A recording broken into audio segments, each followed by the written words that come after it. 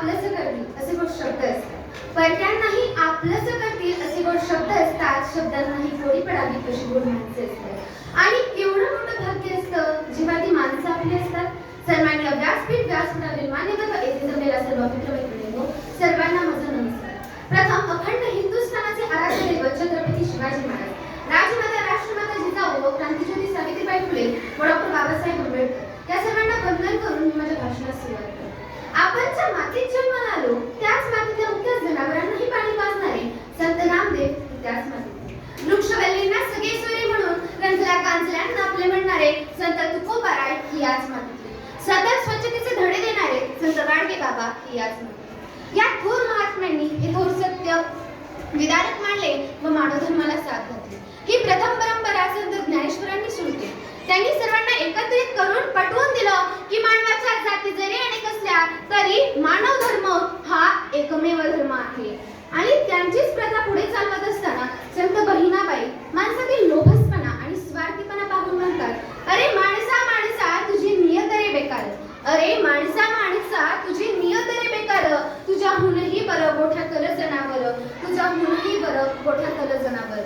आणि याच बहिणाबाईंच्या काव्यपंक्तींचा संदर्भ घेऊन मी Kumari Suhani Siddheshwar Pawar SP public school नांदुरेची इयत्ता 9वीची विद्यार्थिनी आज आपल्या सर्वांसमोर विषय मांडते, माणसा माणसा कधी होशील ते माणूस.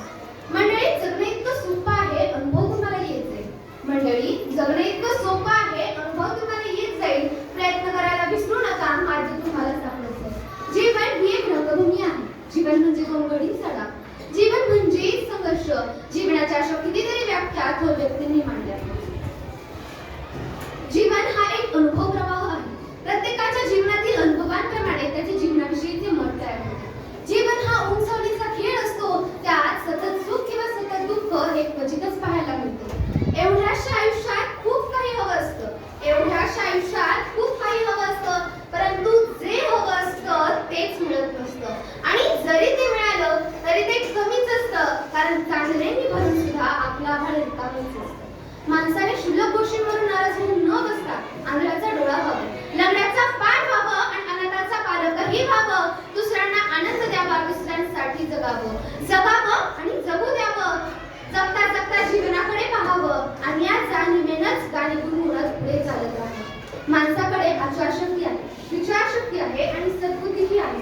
तरीही सुखसमृद्धीच्या गरड्यात अडकलेल्या व तथाकथित प्रगतीच्या हक्कासाठी झपाटलेल्या माणसाला आज माणुसकीचा विसर पडत चालला. माणूस खूप स्वार्थी होत चालला. खरा माणूस कसा आहे हो? तर तुकोबा, ज्ञानोबा यांसारख्या उत्तुंग व्यक्तींचा अपवाद वगळता माणूस हा प्रचंड स्वार्थी आहे. जेव्हा झाडाची अमर्याद कत्तल केल्यानंतर ओझोनचा थर कमी होऊ लागला आणि हा पृथ्वीला नष्ट करणार हे कळल्यावरती त्यानं झाडं लावायला सुरुवात केली. स्वतःच केलेल्या ढिप्पर कचऱ्यामुळे जेव्हा अख्खं शहर तुंबलं जाऊ लागलं आणि तेच घाण गटाराचं पाणी त्याच्या घरापर्यंत येऊ लागलं तेव्हा त्यानं प्लास्टिक बंदी केली. अहो, माणूस एवढा स्वार्थी होत चाललाय की त्याला पाऊस पडायचा थांबला की स्वतःच्या हातातल्या चोरीचं सुद्धा ओझवलं, नाहीतर निर्जीव सोनेनाला मगमध्ये डब्यात दडवून ठेवणारा पण स्वतःच्याच आई वडिलांना वृद्धाश्रमात ठेवणारा हाही एक माणूस आहे.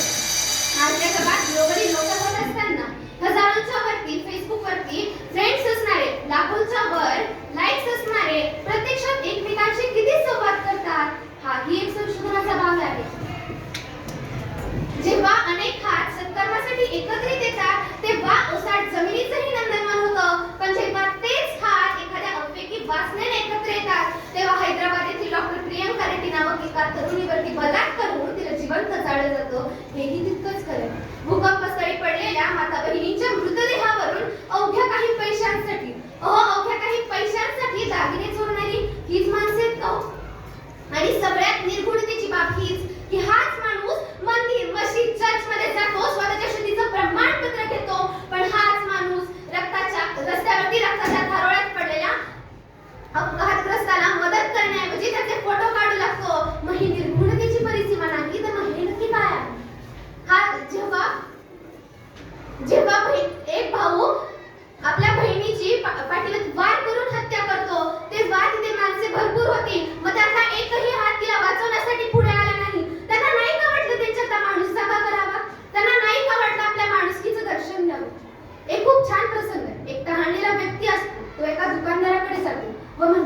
शेठजी प्याला थोडं पाणी मिळेल का? तेव्हा ते शेठजी फोनवरती बोलत असतात. ते फोनवरती हात ठेवतात आणि म्हणतात, तुला पाणी दिलं असतं पण पाणी द्यायला इथं कोणी माणूसच नाही. तो तहानलेला व्यक्ती म्हणतो, मग थोड्या वेळापुरतं